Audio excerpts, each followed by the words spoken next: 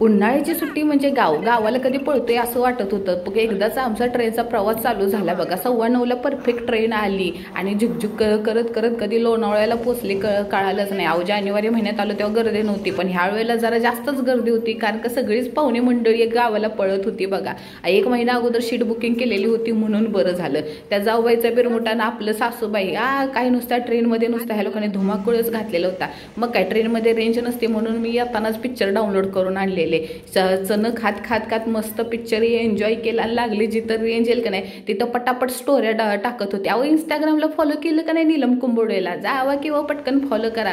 हे तर सगळ्यांच्या झोपा झाल्या बघा. 1 वाजेपर्यंत सगळ्यांनी दारारून झोपा काढल्या. मग काय उठल्या लागलेल्या भुका, घरातनं जेवण करून आणलेलं म्हणून लय बरं झालं बघा. पत्रावळ्या पण सोबत आणलेल्या.